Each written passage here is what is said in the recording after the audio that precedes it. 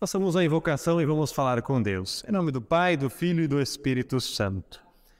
Querido Deus, amado Pai Celeste, Tu és santo, todo-poderoso, Tu conheces toda a nossa vida. Tu sabes, Senhor, quando nós passamos por aflições, quando nós passamos por necessidades, quando passamos por provações. Por isso, Senhor, nós entregamos a nossa vida a Ti, para que Tu as conduza da maneira que é o melhor para cada um de nós, segundo a Tua santa vontade. Faça-nos, Senhor, reconhecer que tudo aquilo que nós passamos, seja de bom ou de ruim, trabalha para o nosso bem, para o bem daqueles que Te amam, para aqueles que guardam a Tua santa palavra. Nós Te pedimos, Senhor, neste momento, esteja conosco neste estudo bíblico, abrindo a nossa mente e o nosso coração para que possamos entender e compreender os mistérios que o livro de Apocalipse nos mostra. Que possamos, Senhor, sempre glorificar a Ti, a Cristo, o nosso Salvador, e ao Espírito Santo, o nosso Consolador. Em nome de Jesus, Senhor, nós pedimos. Amém. Podem se sentar? Deixa eu abrir minha água aqui, deixar ela...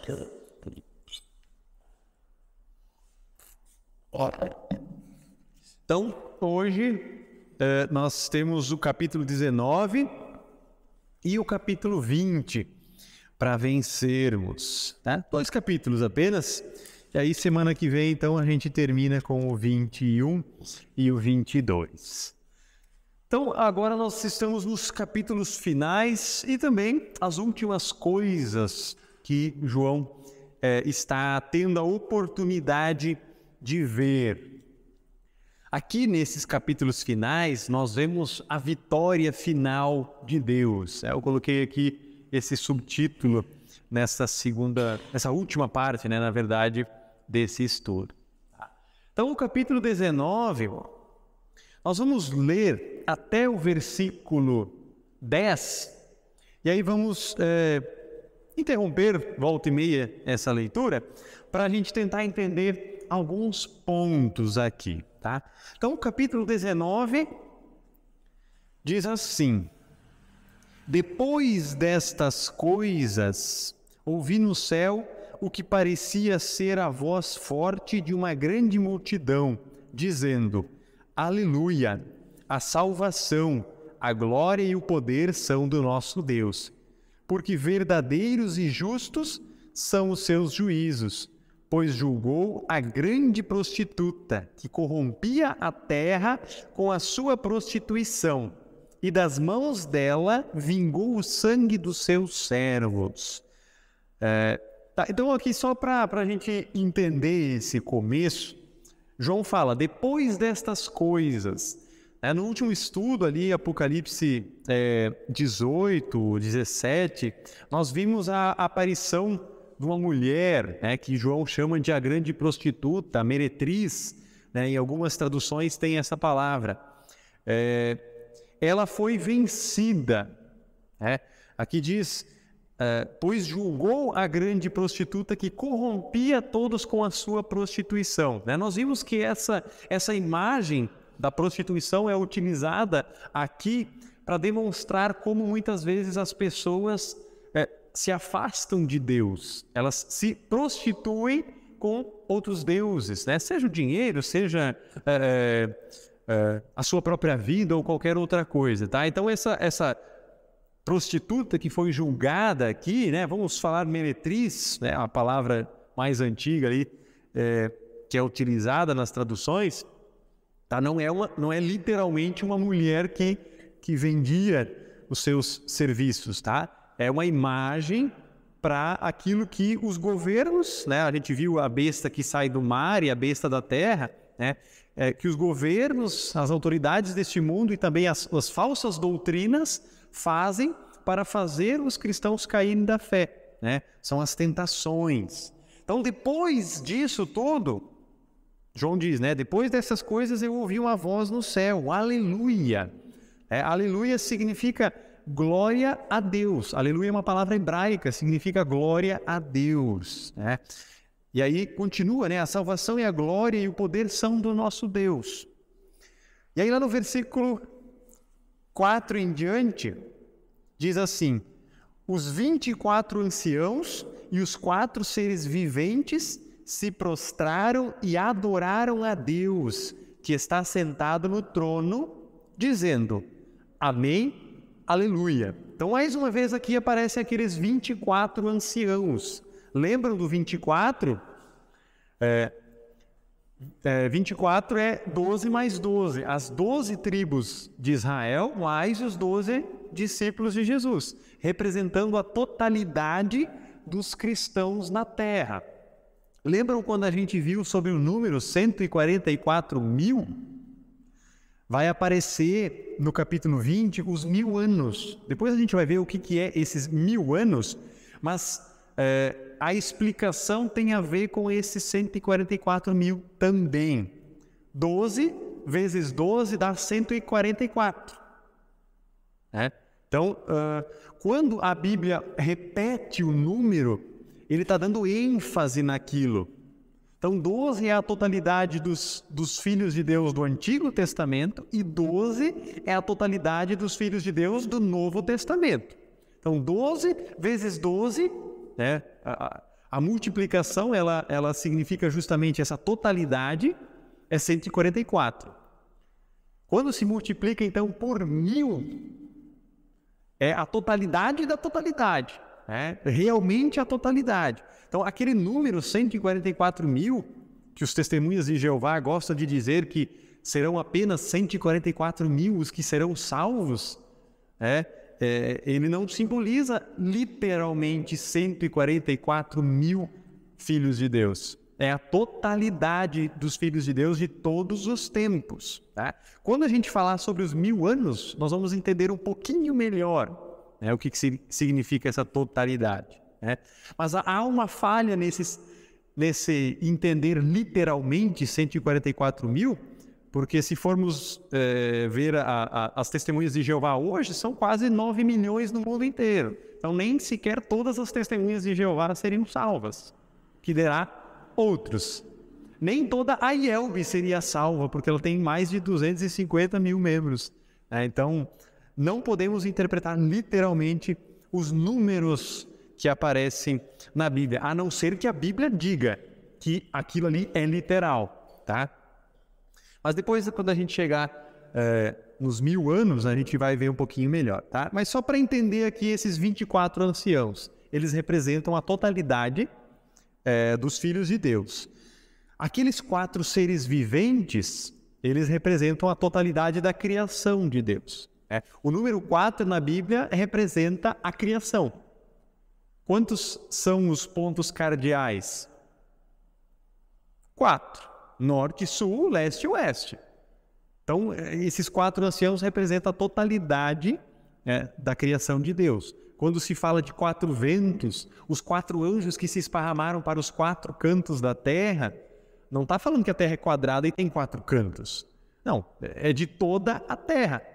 Os filhos de Deus virão dos 4 cantos da terra para louvar a Deus. Há uma passagem na Bíblia que fala.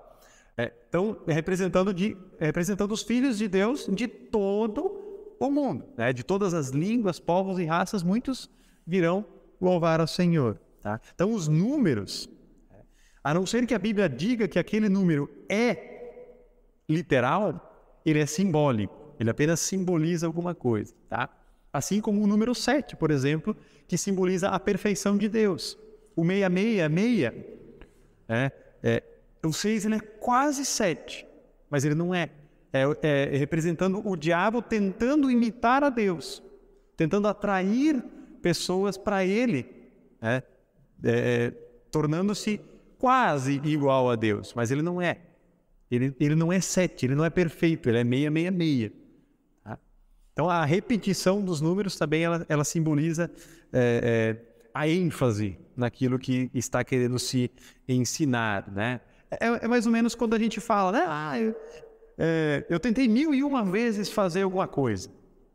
A gente está exagerando, não é que a gente contou e fez 1001 vezes aquilo. É apenas uma maneira de falar, é mais ou menos isso, tá? Então, seguindo aqui, essa primeira parte do capítulo 19, então, ouve-se uma voz no céu, uma grande multidão, cantando, aleluia, né? Glória a Deus. E esses seres viventes, eles também estão adorando a Deus, né? Que está sentado no trono, tá? Então, aí são os filhos de Deus que estão na eternidade. Essa é a visão que João está vendo aqui. E aí o versículo 5 em diante diz assim: E do trono saiu uma voz que dizia: Louvem o nosso Deus, todos vocês, os seus servos, todos os que o temem, os pequenos e os grandes.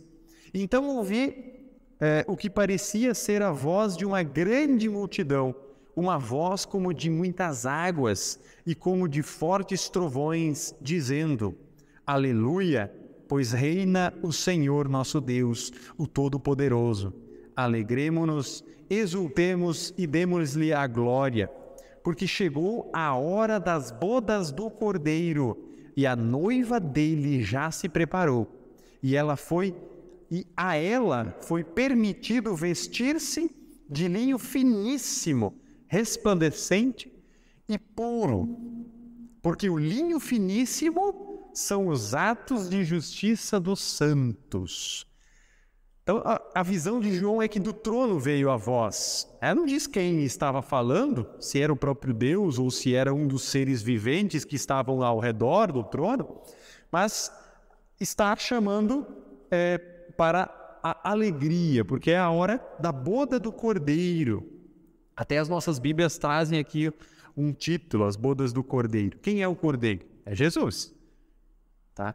Então, mais uma vez aqui é simbólico essa boda, esse casamento. Jesus não está literalmente se casando com uma mulher, né? Fala da noiva. É simbólico. Quem é a noiva de Cristo? A igreja. A igreja é a noiva. Lá em Mateus 25, 1 a 10, nós não vamos ler o texto, mas lá nós temos a parábola das 10 virgens. As 5 prudentes e as 5 imprudentes. As prudentes levaram óleo a mais, né? Azeite, óleo, são sinônimos ali, para suas lamparinas. As imprudentes levaram apenas o óleo da lamparina. Só que elas não sabiam que hora que o noivo ia chegar. E elas adormeceram. Assim que ouviram alguém chamar, entre que o noivo está vindo, as imprudentes estavam sem óleo. E elas pediram para as prudentes, dê um pouco do seu, para que não falte nem para nós, nem para vocês. E as prudentes disseram, não, vamos e comprem, porque senão vai faltar também para nós. E essas 5 prudentes entraram na festa, a porta do salão foi fechada, e as imprudentes, que não levaram o óleo suficiente, ficaram para trás. Tá? Então Jesus usa essa parábola para falar justamente sobre o esperar. Nós não sabemos a hora que o noivo vai chegar para buscar a sua noiva, a igreja, né? Nós devemos estar preparados. E em Mateus 22, nós temos uma outra parábola, que é a do rei que está convidando para a festa de casamento do seu filho. O rei convidou os nobres, os ricos, só que cada um tinha uma desculpa e foi para o seu canto e não foi para a festa. E o rei mandou destruir aquela cidade daquelas pessoas com fogo. E então mandou os seus mensageiros chamar todas as pessoas que estiverem nas ruas, mendigos, todas as pessoas que eram consideradas impuras, para essa festa. E nessa festa foi-lhes dado uma veste nupcial. Só que nessa festa alguém entrou sem essa veste nupcial. E aí o dono da festa chega, como é que você entrou aqui sem a veste nupcial? Aí o rei manda jogar ele fora, né? Ser banido da festa. E aí o versículo 8 nos dá uma resposta, o que significa essa veste nupcial. Diz ali, a ela, falando da noiva, foi permitido vestir-se de linho finíssimo, resplandecente e puro. Porque o linho finíssimo são os atos de justiça dos santos. Reparem que essa veste foi dada aos santos. Eles não conquistaram ela. Então, os atos de justiça são as boas obras que vêm da fé. Em últimas palavras, a veste nupcial para se entrar na festa, na boda do Cordeiro, é a fé. E esta fé, como diz Tiago, sem obras é morta, né? E essa visão do linho finíssimo que é dado para a noiva, nós poderíamos ainda nos remeter a uma tradição grega que era mais ou menos assim. Quando um casal ia se casar, né, a mulher ela deveria ser virgem, pura, né? E ela usava uma roupa branca. Na noite de núpcias, o casal então consumava o casamento e aquela roupa branca ela era deixada sobre a cama e ela era manchada de sangue para mostrar que realmente a noiva era pura. E essa roupa era colocada no varal fora da casa para que os vizinhos pudessem ver que a mulher realmente era pura, ela era virgem, tá? Acontecia que às vezes a mulher não era pura. E aí o noivo, ele tinha o direito de cancelar o casamento. Aqueles que queriam continuar casados, o que eles faziam? Eles se cortavam e manchavam de branco, de sangue, aquela roupa da sua noiva e penduravam lá fora. Aí todo mundo via a mancha de sangue, né? E dizia, ó, a noiva era pura. É isso que Cristo faz com a igreja. A igreja é a noiva que se prostitui, que muitas vezes se volta para outros deuses. Nessa boda, ela não é pura. Então, Cristo precisa dar o seu próprio sangue para mostrar que ela é pura. Então, Cristo purifica a igreja com o seu sangue. Tá? Deu para entender mais ou menos essa analogia, né, que como era na antiguidade. Tá? Então, Cristo é o noivo que dá o seu sangue para mostrar que a noiva, a igreja, é pura. Tá? Então, nessa festa aqui agora de Apocalipse, ela foi permitido que ela vestisse o branco, ou seja, foi dado a ela. Ela não conquistou com o seu próprio trabalho. Tá? A mesma coisa é para nós. Tá? Nós não conquistamos o direito de estar na festa do Cordeiro. Ele nos é dado por Deus. Versículo 9 em diante, então, diz assim: Então o anjo me disse, escreva, bem-aventurados aqueles que são chamados à ceia das bodas do Cordeiro. E acrescentou, são estas as verdadeiras palavras de Deus. Tá? Então aqui o anjo está dizendo para João, escreva isso. Então, bem-aventurados os que são chamados à ceia da boda. Todo o culto nós temos uma prévia do que é a ceia do casamento, a ceia celestial. Que momento que é esse no nosso culto, onde nós temos essa prévia? A Santa Ceia. Ela é uma prévia da ceia celestial. Aqui nós estamos em comunhão com os irmãos na fé. A liturgia nos diz que com anjos e arcanjos e toda a companhia celeste louvamos e magnificamos o glorioso nome, exaltando, sempre dizendo, Santo, Santo, Santo. Aqui nós repetimos até as palavras de Apocalipse, Santo, Santo, Santo. Nós já vimos isso anteriormente. Tá? Então a Santa Ceia é uma prévia dessa ceia celestial com Deus. Porque aqui a igreja militante, a igreja que está nesse mundo, está desse lado do altar em comunhão com a igreja triunfante, a igreja que está do outro lado. E no meio está o altar, o corpo e o sangue de Cristo junto com o pão e vinho. Então na ceia nós já temos uma prévia daquilo que será na eternidade o banquete. Aqui é apenas uma prévia, lá será um banquete. Versículo 10 em diante. Prostrei-me diante dos seus pés para adorá-lo. O anjo, porém, me disse, não faça isso. Sou um servo de Deus, assim como são você e os seus irmãos que guardam o testemunho de Jesus. Adore a Deus, pois o testemunho de Jesus é o espírito da profecia. Então aqui João diz que ele quase ia se ajoelhar para adorar aquele anjo, mas o anjo diz, não, adore somente a Deus. Então aqui nós temos um aleluia final, o último clamor de glórias a Deus, né? Aleluia significa justamente isso. Tá? E aí no versículo 11 em diante, até o 16, nós temos o Christus Victor. O que é Christus Victor? Uma frasezinha em latim só para impressionar. Christus Victor é o Cristo vitorioso.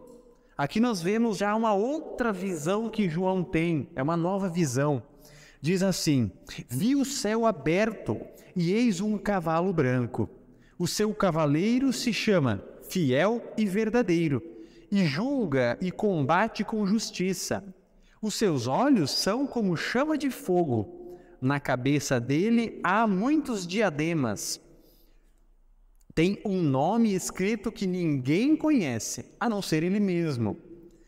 Está vestido com um manto encharcado de sangue, e o seu nome é Verbo de Deus. Até aqui, depois a gente termina, até o 16, nós temos aqui uma figura representando essa visão. Cavalo branco, um cavaleiro com a veste vermelha, cor de sangue, a coroa. Aqui não aparece aqueles detalhes sobre o nome nem nada, né? Mas aqui diz que o seu nome é Verbo de Deus. Quem é o Verbo de Deus? Segundo o mesmo João no Evangelho, Jesus. O Verbo se fez carne e habitou entre nós. Então é Jesus aqui. E ele está com uma coroa. Coroa é dada aos reis. Mais para frente ele será chamado de Rei dos Reis e Senhor dos Senhores. E ele vem num cavalo branco. O que significa isso? A princípio, para nós, parece que não significa nada. Um cavalo branco, um cavalo bonito. Mas era costume que os reis que venciam batalhas voltassem, né, para o seu reino montados sobre um cavalo branco, para demonstrar justamente essa vitória. Tá? Então aqui Jesus aparece agora num cavalo branco. É um contraste com o Domingo de Ramos, onde Jesus entra em Jerusalém montado num burro, um jumento, né? Então é um contraste, porque lá Jesus estava indo para vencer. Ele vence o diabo e a morte na cruz, na sexta-feira seguinte. Aqui ele já vem vitorioso. Tá? Então, esse Christus Victor, esse Cristo vitorioso, nos aparece dessa maneira. Versículo 14 em diante. Os exércitos do céu o seguiam, montados em cavalos brancos e vestidos de linho finíssimo, branco e puro. Só um detalhe que eu esqueci, a questão do manto dele, que estava vermelho, cor de sangue. O sangue que Jesus derramou na cruz. Ele está voltando da batalha, né, figurativamente dizendo, voltando vitorioso, porque ele já derramou o seu sangue. Foi através desse derramamento de sangue que ele venceu o diabo, a morte. E também o exército também vem montado sobre cavalos brancos e vestido de linho finíssimo, branco e puro, simbolizando essa pureza. Versículo 15. Da sua boca sai uma espada afiada para ferir com ela ferir as nações. A primeira imagem que nós tivemos de Jesus, lá no início, também saiu uma espada da boca. O que significa essa espada? A espada ela corta para os dois lados. É a palavra de Deus. A palavra de Deus ela é lei e ela é evangelho. Com a lei, ela condena os que não adoram ao verdadeiro Deus, aos que adoram a besta, o dragão, né? Aqueles que se prostituem. Com o evangelho, ele dá conforto, dá consolo, dá perdão para aqueles que têm o nome de Deus marcado. Tá? Então isso significa essa espada. Ela vem para ferir as nações. Ou seja, com a lei de Deus, ele condenará as nações que não se prostram diante do verdadeiro Deus. Seguindo, ele mesmo as regerá com cetro de ferro, e ele mesmo é o que pisa o lagar do vinho do furor da ira do Deus Todo-Poderoso. No capítulo 18 nós vimos esse lagar do furor da ira do Todo-Poderoso. O lagar era o lugar onde são colocadas as uvas para serem pisadas, né? E aqui diz que é o próprio Jesus, né, o próprio Verbo de Deus, quem faz isso, quem pisa essas uvas no lagar. E aí o versículo 16 diz assim: no seu manto e na sua coxa está escrito um nome, entre aspas ali, Rei dos Reis e Senhor dos Senhores. Tá? Então esse nome é dado somente a Deus, como Rei dos Reis e Senhor dos Senhores. E Jesus é chamado de Rei dos Reis e Senhor dos Senhores, né? Demonstrando que ele é verdadeiro Deus. E aí o versículo 17 diz assim: então vi um anjo posto em pé no sol. Ele gritou com voz forte, dizendo a todas as aves que voam pelo meio do céu: venham, reúnam-se para a grande ceia de Deus, para comer carne de reis, carnes de comandantes, carne de poderosos, carne de cavalos e seus cavaleiros, carne de todos, quer livre, quer escravo, tanto pequeno como grande. Só um parênteses aqui. A ceia celestial não é um canibalismo.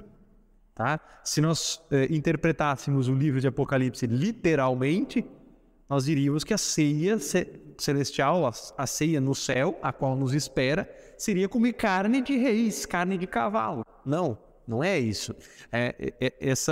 Esse comer carne de reis, toda essa lista aqui que se faz, demonstra justamente o tamanho da carnificina que será, né, quando esses inimigos de Deus serão derrotados. Tá? Então não é literalmente comer carne. E aí o versículo 19 diz assim: e vi a besta e os reis da terra com os seus exércitos reunidos para fazer guerra contra aquele que estava montado no cavalo e contra o seu exército. Então Jesus está aparecendo aqui e a besta, junto com os reis da terra, se levantam contra ela. Só que para guerrear, né? Só que não há uma guerra. Versículo 20 diz assim: mas a besta foi presa, e com ela foi preso o falso profeta, que com os sinais feitos diante da besta, seduziu aqueles que receberam a marca da besta e eram os adoradores da sua imagem. Os dois foram lançados vivos dentro do lago de fogo que queima com enxofre. Os outros foram mortos com a espada que saía da boca daquele que estava montado no cavalo, e todas as aves se afastaram das suas carnes. Então não houve uma guerra, eles se levantaram, mas não houve guerra, eles logo foram presos, logo foram ali derrotados e foram lançados dentro de um lago de fogo. Muitas vezes o inferno ele é explicado dessa maneira, como um lago de fogo. Se ele é literalmente assim, nós também não sabemos. A Bíblia não fala muito sobre inferno, ela fala sobre o esquecimento. Deus deixará lá na eternidade esquecidos. Quer coisa pior do que ser esquecido por Deus? Quer inferno pior do que isso? Como vai ser? E é isso, nós devemos apenas esperar para ver lá no final. Tá? Então aqui a besta e o falso profeta foram presos. Aqueles reis foram mortos pela espada, ou seja, a lei de Deus os condenou à morte. Tá? Não somente a morte física que todos vão receber, mas a morte espiritual também, que é o esquecimento desse lago de fogo, ou seja lá como a Bíblia vai nos mostrar que é o inferno. Tá?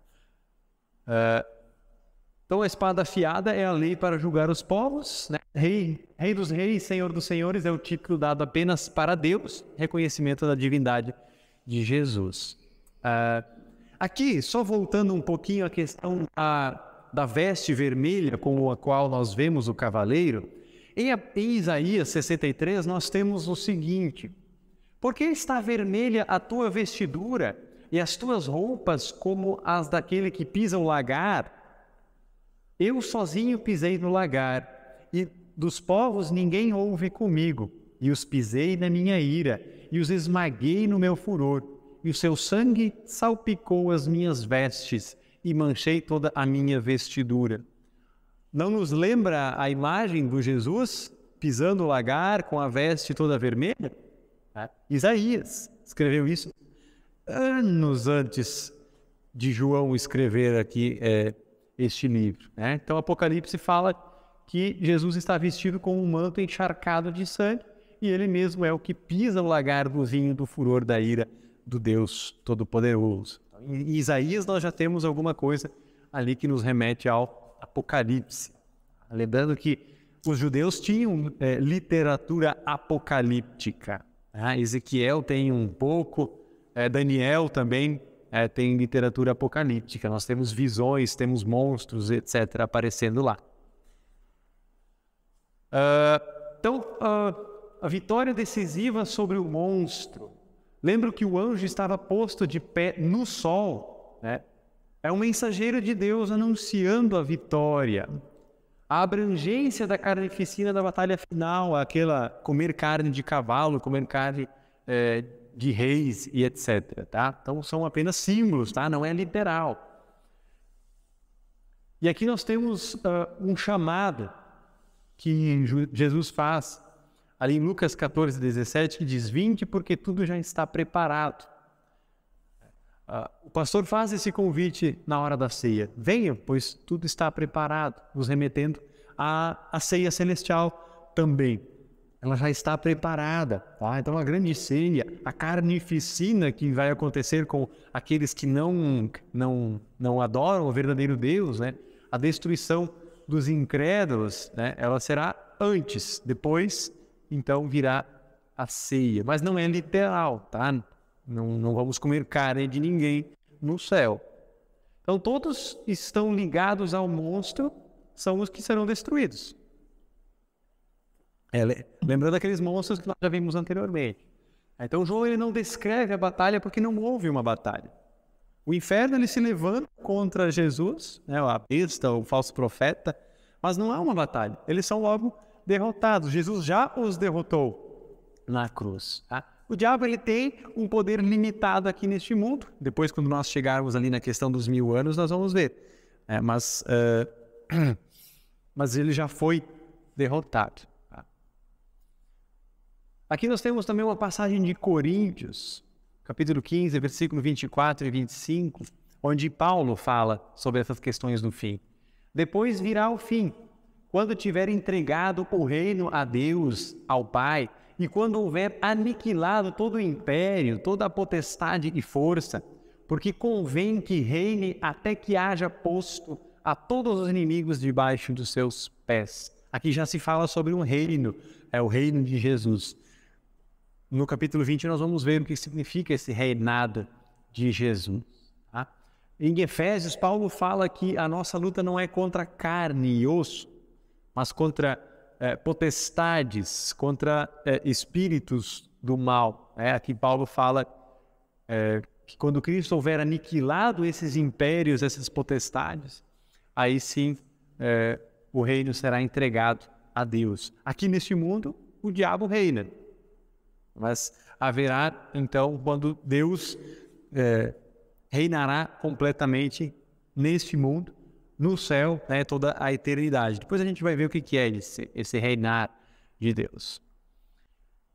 Então, Apocalipse 20, nós temos a questão do milênio. Antes da gente olhar, eu gostaria de saber o que cada um acha que é esse milênio. Qual a ideia que vocês têm sobre os 1000 anos que Jesus vai governar? O que significa? Já ouviram falar sobre o milênio? O que é a doutrina do milênio? Muitos falam, nessa questão da doutrina do milênio, colocando também o arrebatamento, onde algumas pessoas sumirão da terra. Será que é assim que vai acontecer? Na internet a gente vê uns vídeos lá que tá as pessoas andando ali, de repente o cristão some, o carro dele bate. A novela, acho da Record, ela foi representada assim. Será que vai ser assim? Será que o carro que estiver sendo conduzido por um cristão, de repente ele vai sumir, ele vai bater? O avião que estiver sendo pilotado o piloto vai sumir? O que vai acontecer com o avião? Um trem que estiver sendo pilotado por um cristão, ele vai descarrilhar? Será que é assim que vai acontecer? Porque se os cristãos sumissem assim, acho que o mundo logo viraria um caos, né? Porque muita gente sumiria, né, dos seus postos de trabalho. Será que vai ser assim? Quando a gente fala de milênio, essa questão de entender o que significa o milênio, o que significa o arrebatamento, nos diferencia muito de outras igrejas evangélicas. Muito. Por isso, quando a gente falar sobre milênio, cuidado. Nem tudo que a gente ouve ali na internet é realmente como vai ser. Porque a maneira de interpretar são diversas. Procurem fontes confiáveis. Se alguém quiser saber mais sobre Apocalipse, a Hora Luterana tem, se eu não me engano, 5 ou 6 estudos de 20 minutos sobre o livro de Apocalipse, focando em outras coisas que nós não tivemos tempo de focar. Se alguém quiser, eu passo o link. É da Hora Luterana. Então é um conteúdo que tem uma procedência confiável. Tá? Então, quando falarem de milênio, vocês verem aqueles videozinhos bonitos, com musiquinha bonita e os cristãos subindo assim, vocês ignorem. Aquilo ali não é o que a Bíblia nos ensina. Tá? Por mais bonito que aquilo ali seja, é um ensino errado. Tá? Não é assim que vai acontecer. Mas vamos lá. Estou falando e não estou explicando nada aqui. Vamos começar a ler o capítulo 20, aí a gente vai parando onde a gente precisa. Tá? Diz assim: Então vi descer do céu um anjo que tinha na mão a chave do abismo e uma grande corrente. Ele segurou o dragão, a antiga serpente, que é o diabo, Satanás, e o prendeu por 1000 anos. Aqui apareceu pela primeira vez 1000 anos.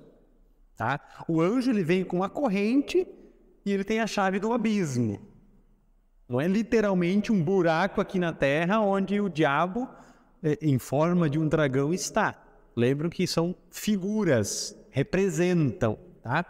Então não é literalmente que o diabo é um dragão.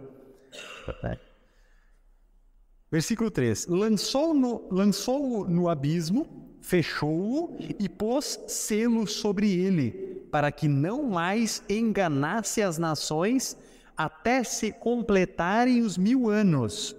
Depois disso, é necessário que ele seja solto por um pouco de tempo. Aqui diz que o diabo vai ficar preso por 1000 anos. Depois desses 1000 anos, ele será solto por um pouco de tempo. Não diz quanto tempo, um pouco de tempo. Então ele vai ter liberdade de novo. Mais para frente a gente vai ver. Versículo 4. Vi também tronos, e nestes sentaram-se aqueles aos quais foi dada a autoridade para julgar. Vi ainda as almas dos que foram decapitados por terem dado testemunho de Jesus e proclamado a palavra de Deus. Estes são os que não adoraram a besta, nem a sua imagem, e não receberam a sua marca na testa e na mão.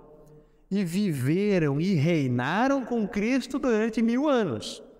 Aqui mais uma vez aparece o 1000 anos. Tá? Essas almas, o texto já explicou quem são. São os mártires, os que foram decapitados por testemunharem a Cristo. Eles não tinham a marca da besta.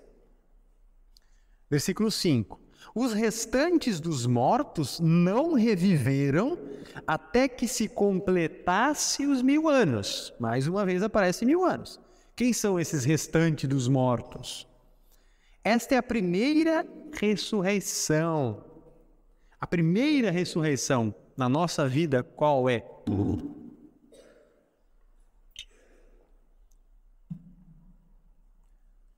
Batismo. No batismo nós ressuscitamos com Cristo. Essa é a nossa primeira ressurreição. Nós morremos com Cristo e ressuscitamos com Cristo no batismo. Jesus usa a imagem do nascer de novo. Mas esse renascer, o renascer, é um morrer a velha natureza e um nascer nova criatura. Então, a primeira ressurreição é quando nós recebemos a fé. A segunda ressurreição vai ser lá quando Jesus voltar e ele ressuscitar o nosso corpo. Tá? Então, na morte, nós deixaremos o corpo aqui e a alma será levada para o céu. Na segunda vinda de Cristo, haverá a segunda ressurreição. A ressurreição agora do corpo. E aí, no versículo 6, João escreve: Bem-aventurado e santo é aquele que tem parte na primeira ressurreição. Então, bem-aventurados aqueles que passaram pelo batismo, aqueles que têm fé, aqueles que são considerados filhos de Deus. No batismo nós recebemos a marca. A marca que ali nos capítulos anteriores o texto nos fala, a marca de filhos de Deus. Nós não recebemos a marca da besta, recebemos a marca de filhos. Isso acontece no batismo. Sobre esses, a segunda morte não tem poder. Qual que é a primeira morte? A morte física. A segunda morte é a morte espiritual. Então, sobre esses que passaram pela primeira ressurreição, não passarão pela segunda morte, que é a morte eterna, o esquecimento. Pelo contrário, serão sacerdotes de Deus e de Cristo e reinarão com eles os 1000 anos. Aqui aparece mais uma vez os 1000 anos. Tá? Então, primeiro, os 1000 anos eles não têm paralelo com outra passagem da Bíblia. Não há outro lugar na Bíblia que fala sobre 1000 anos. Nem aquele texto onde Pedro fala que para Deus um dia é como 1000 anos e 1000 anos como um dia. Não há paralelo.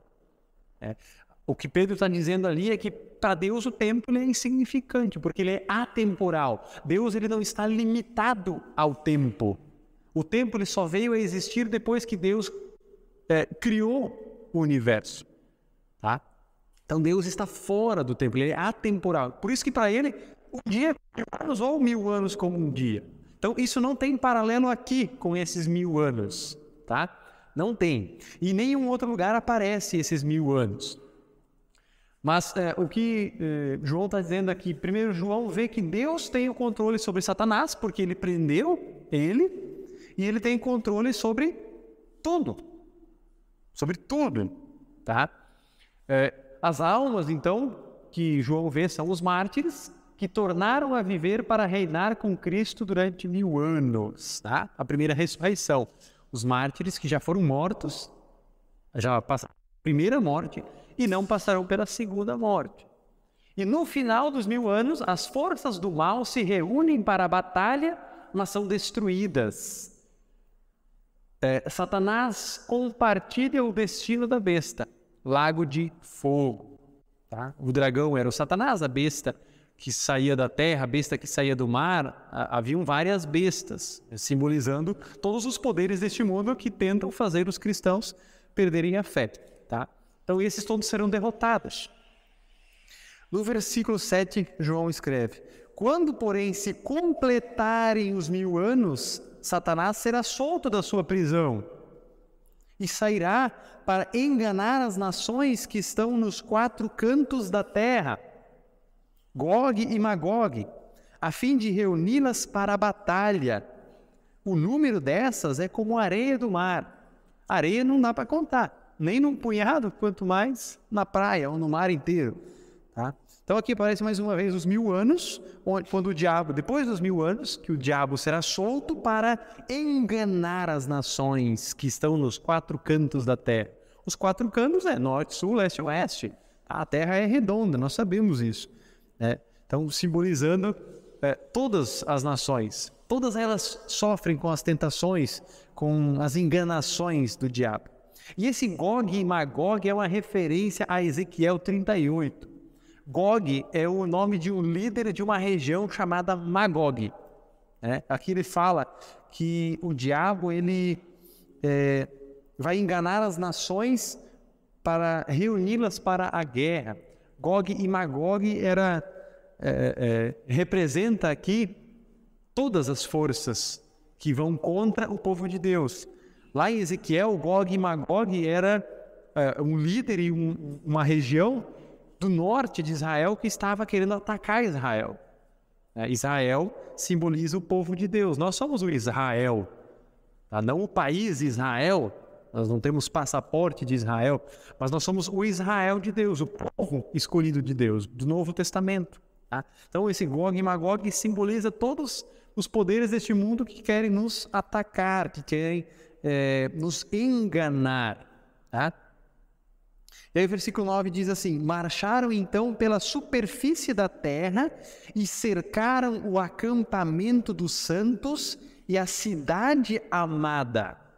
Essa cidade amada é Jerusalém, não literalmente a cidade de Jerusalém, mas como nós somos o Israel, o povo de Deus, a nossa Jerusalém seria, vamos dizer assim, a capital desse povo, tá? Então simboliza aqui justamente a totalidade desse povo que se encontra nesse acampamento, tá? Aqui tudo é simbólico. Porém, desceu fogo do céu e os consumiu. Nem houve batalha. Eles cercaram e foram derrotados. Então o diabo ele vai ser solto, ele vai enganar muita gente ainda, vai se voltar contra o povo de Deus, mas será derrotado. Versículo 10. O diabo que os tinha enganado foi lançado no lago de fogo e enxofre, onde já se encontram a besta e o falso profeta. Então o diabo será lançado naquele mesmo lugar onde foi aprisionado a besta e o falso profeta. E serão atormentados de dia e de noite para todo o sempre. Muitas vezes a gente fala do inferno como um lugar onde Satanás reina, onde ele tem poder. Não, o inferno também é um lugar de condenação para ele. Ele também será aprisionado eternamente. Tá? E aí os versículos 11 em diante... Só deixa eu voltar aqui que eu esqueci de passar esse slide. Então há uma ressurreição geral, tá? Todas as pessoas vão ressuscitar, crentes e descrentes, quando todos se apresentarem diante de Deus para serem julgados, cada um segundo as suas obras. Mais para frente vai aparecer essa frase, cada um segundo as suas obras. O veredito é a vida ou a morte, a vida eterna ou a morte eterna, a condenação. E para os que vivem, não haverá mais morte. Então, os que estiverem vivos no dia do Senhor não morrerão nem a primeira morte.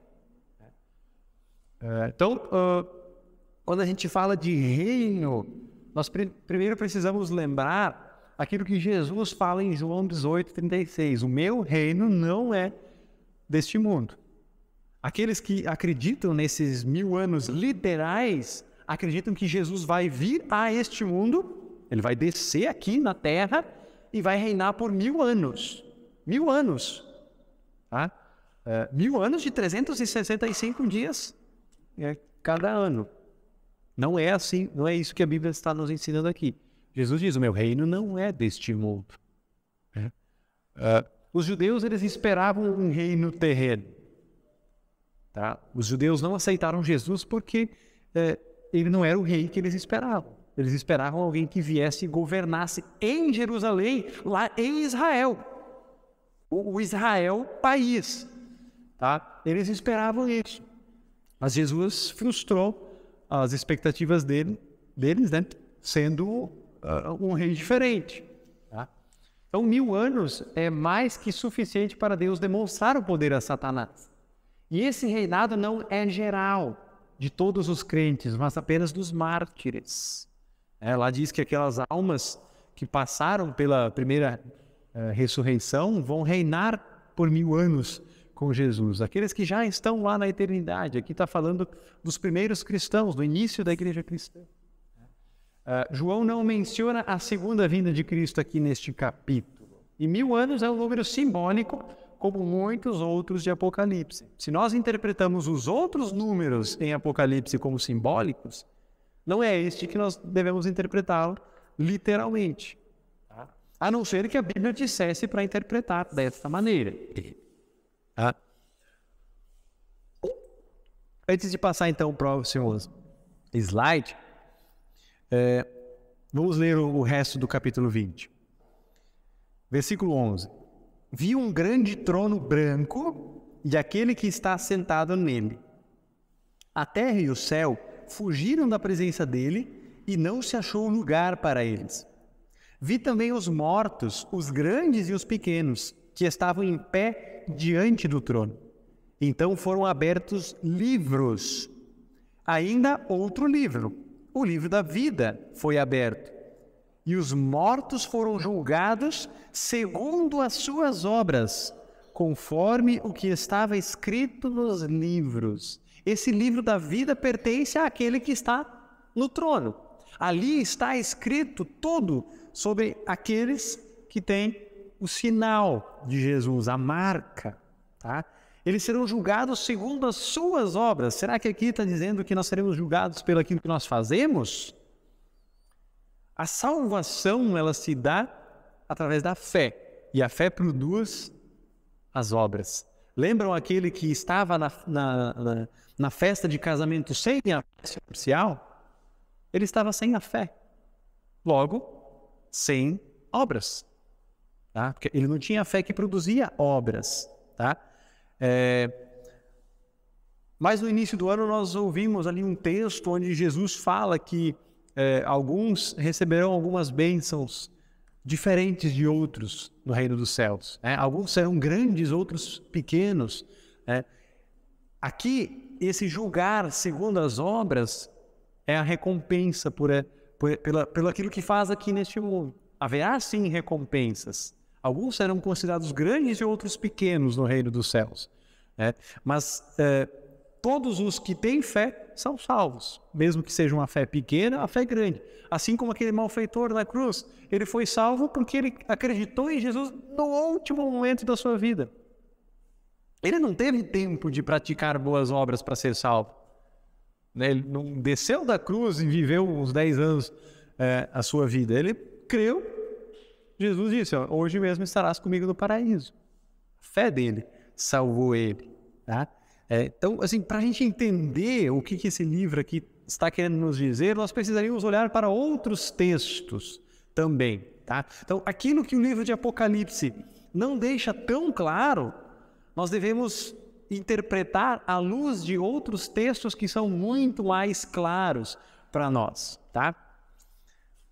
Então, o que significa esse julgar segundo as suas obras?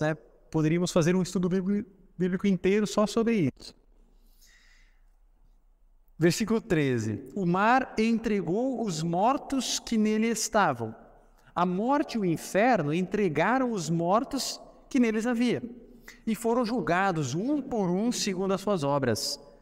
E então a morte e o inferno foram lançados no lago de fogo. Esta é a segunda morte, o lago de fogo, a morte eterna. E se alguém não foi achado e inscrito no livro da vida, esse foi lançado no lago de fogo. Então todo aquele que tiver um nome no livro da vida, ele também será julgado segundo as suas obras, mas ele já tem a resposta do seu julgamento, que é aquilo que Jesus conquistou para nós na cruz, a fé. Então a fé nos dá a certeza de que nesse julgamento que nós vamos sim passar, nós vamos chegar diante de Deus nesse dia do juízo, ele já está conquistada para nós. O nosso advogado é Jesus, não há mais ninguém que nos acusa. Ele nos garante a entrada.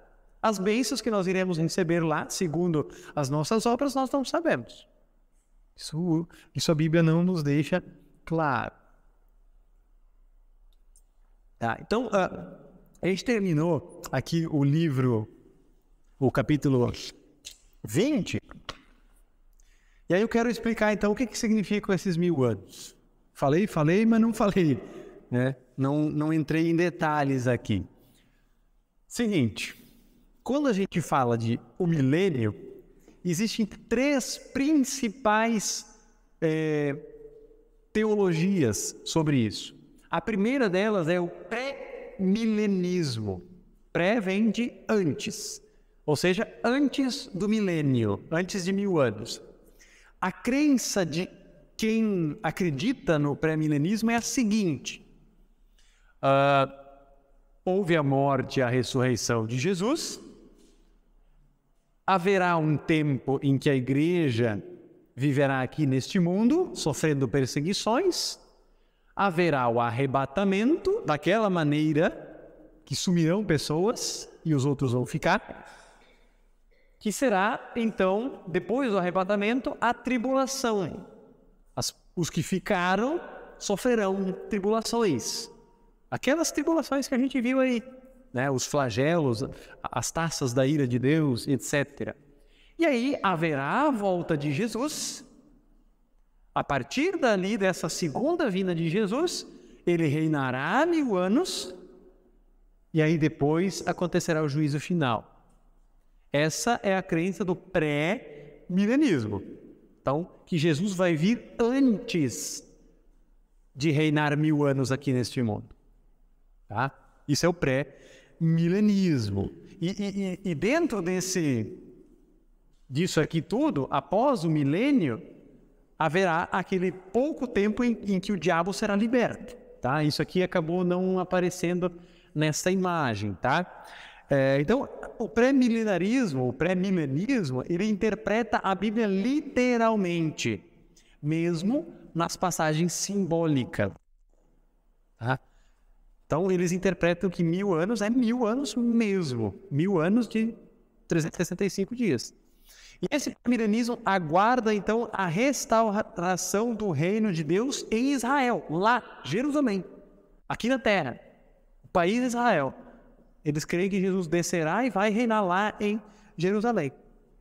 E eles esperam também que Jesus reine a partir dessa cidade, né? E aí depois desses 1000 anos que virá o juízo. Só que há alguns problemas nessa crença, né?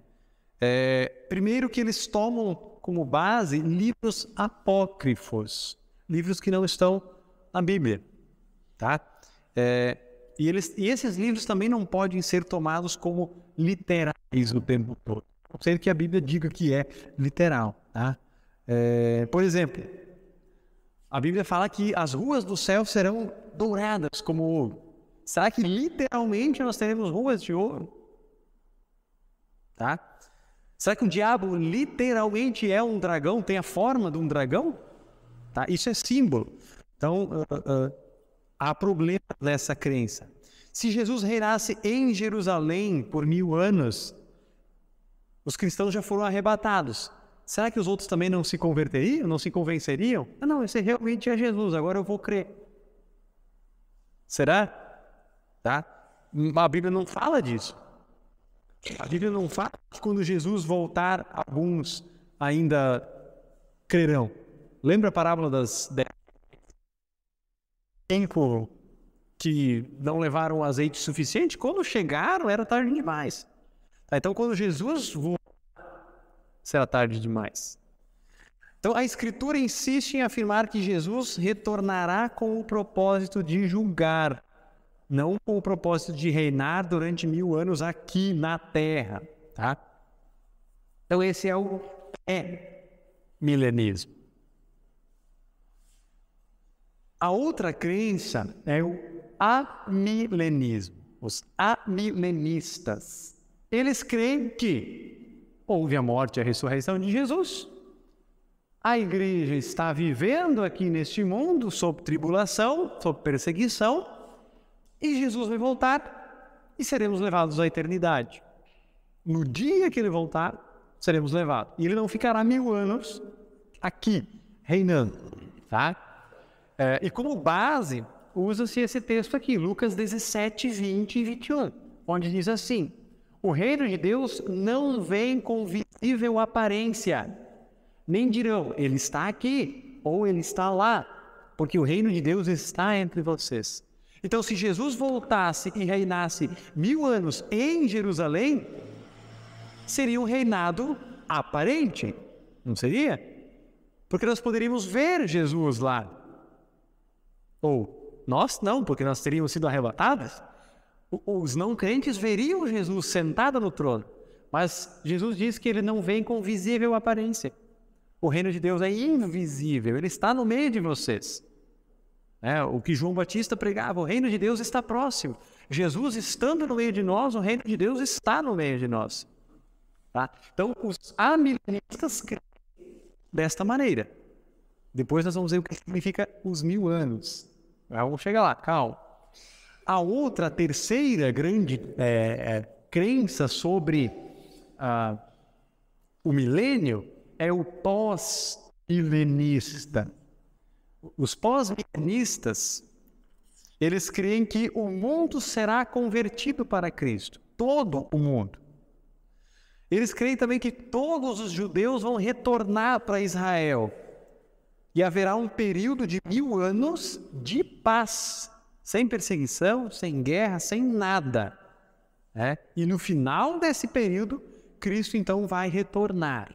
Tá? Então eles creem no seguinte: a morte e ressurreição, o início da igreja, a igreja passa por tribulação, e quando acabar essa tribulação, que não sabemos quando, eles não sabem, começará o milênio, haverá paz na terra, porque todos serão convertidos. E aí Jesus vai voltar e vai levar todos para a eternidade. Então, os pós-milenistas, ou seja, o que vem depois dos 1000 anos, creem que Jesus virá depois dos 1000 anos. E essa crença também tem problemas. A linguagem apócrifa, os livros apócrifos, eles não podem ser levados de maneira literal o tempo todo. É a mesma coisa do pré-milenista. Então, a Bíblia é clara. Ela sabe quando o fim está chegando. Aqui não se sabe muito. Então, nós também sabemos que no fim dos tempos o mundo estará descendo da ribanceira.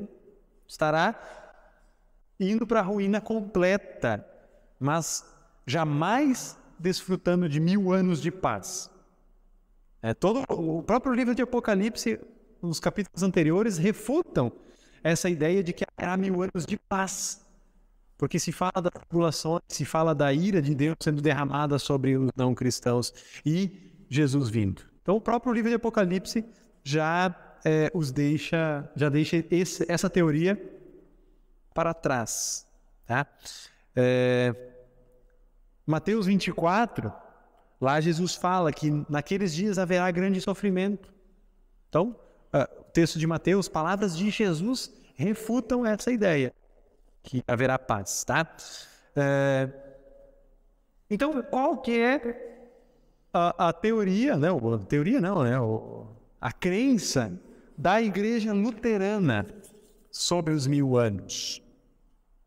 Qual dos três vocês acham que a igreja luterana ensina?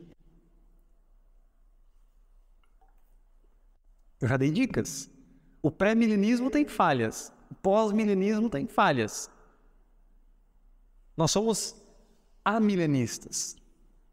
Nós não cremos em 1000 anos literais, onde Jesus vai governar aqui neste mundo, ou que haverá paz, Eu falo luteranos da IELB, Não sei das outras denominações luteranas, mas a IELB ensina, confessa e crê que não haverá 1000 anos literais, tá? Nós somos amilenistas.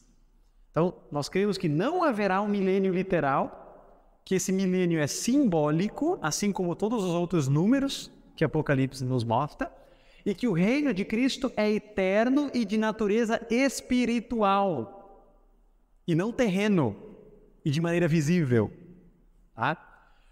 Cremos que Satanás foi preso na primeira vinda de Cristo. Ele tem um certo poder, um poder limitado aqui neste mundo. A imagem, eu não sei quem usou essa imagem, se foi o próprio Lutero, mas eu ouvi de um professor do seminário. A imagem é de um cachorro que está amarrado. Se você se aproxima dele, do perímetro que ele alcança, ele te morde. Se você não se aproxima, ele não te morde. Tá? Então, o poder limitado que Satanás tem neste mundo, porque ele já foi derrotado na primeira vinda de Jesus. Na segunda, ele será trancado, definitivamente. Tá? Então, quando Cristo voltar, o fim do mundo acontecerá com a ressurreição geral. Então, crentes e descrentes serão ressuscitados no corpo, tá? E crentes para a eternidade e descrentes para a morte eterna, o esquecimento eterno. Tá? É o que o Apocalipse 20 nos ensina. Então, o que significam os 1000 anos? Então, nós não podemos assimilar a essa passagem de 2 Pedro, né? Que um dia para o Senhor é como 1000 anos e 1000 anos como um dia. Na Bíblia, o número 10 significa totalidade. 1000 é 10 vezes 10 vezes 10. 10 vezes 10, 100. 100 vezes 10, 1000. Então é a totalidade perfeita. Então é o número 10 multiplicado. Né? É 10 ao cubo. Quando na Bíblia se repete um número, é para se dar ênfase. Então, em vez de falar que serão 10 anos de reinado, serão 1000, porque é a totalidade dos anos que Jesus vai reinar. Né? Ou seja, todos os anos, porque o reino dele é eterno. O reino de Jesus é eterno. Então, 1000 aqui representa a totalidade dos anos em que Cristo reina por seu evangelho. Desde o está consumado até o novo céu e a nova terra. Não são 1000 anos literais. Porque se fossem 1000 anos literais, desde o está consumado, já passaram mais de 1000 anos. O está consumado é quando Jesus morreu. Ele disse, está consumado, e entregou o seu Espírito, morreu na cruz. Então ali começou o reinado, porque na ressurreição, ele vai para o céu e está à direita de Deus, reinando junto com Deus. Então ali já teria começado o reinado. E 1000 anos já se passaram. Há 1000 anos? 1000 anos já se passaram há 1000 anos. Nós já estamos em 2023 depois de Cristo. Na verdade, nós estamos no ano 2019 depois de Cristo, porque Jesus nasceu 4 anos antes de Cristo. É um erro que houve, tá? Mas sem entrar em detalhes sobre isso. Tá? Então, esses 1000 anos aqui representa a totalidade do governo de Cristo na Terra, tá? Não a literalidade, que Jesus não vai vir aqui reinar. E ele também não virá depois de 1000 anos de paz. Porque a Bíblia deixa claro que aqueles dias haverá tormentos. Entendido o que são os 1000 anos? Ok? Ainda tem um finalzinho. E o juízo final, os últimos versículos aqui, só se fala da morte dos incrédulos e dos que morreram incrédulos. O trono branco simboliza a santidade e a justiça daquele que julga, né? É Deus que está no trono. E senta-se no trono também o Filho de Deus, o reto juiz. Paulo chama Jesus de reto juiz em 2 Timóteo. E se dobre todo o joelho no céu, na terra e debaixo da terra. Com a segunda vinda de Cristo, será tarde demais para se arrepender. Os que já estão no céu, já estão cantando Santo, Santo, Santo. Os que estão na terra, os cristãos que estão na terra não passarão pela morte física. E os que disse aqui debaixo da terra, né, um símbolo para aqueles que estão condenados, né, eles também verão a vinda do Filho do Homem. Né? Bondoso Deus, amado Pai Celeste, nós te damos graças por nos dar o entendimento sobre aquelas coisas que muitas vezes não estão claras diante dos nossos olhos. Como exemplo, no livro de Apocalipse, que muitas passagens, por mais assustadoras que sejam, na verdade estão nos ensinando aquela tua santa vontade que tu tens para cada um de nós, para a tua igreja aqui neste mundo, e também a tua vontade sobre aqueles que não te reconhecem como verdadeiro e único Deus. Nós te damos graças, Senhor, por teres nos dado a marca, o nome do teu Filho para cada um de nós, por nos dar a veste nupcial para que possamos participar do banquete celestial na eternidade. E te pedimos, Senhor, continues guiando a nossa vida para que possamos permanecer firmes na fé até a volta de Cristo ou até a nossa morte física aqui neste mundo. Nós pedimos e agradecemos, Senhor, em nome de Jesus. Amém. Vamos pedir a bênção. O Senhor nos abençoe e nos guarde. O Senhor faça resplandecer o seu rosto sobre nós e tenha misericórdia de nós. O Senhor sobre nós levante o seu rosto e nos dê a paz.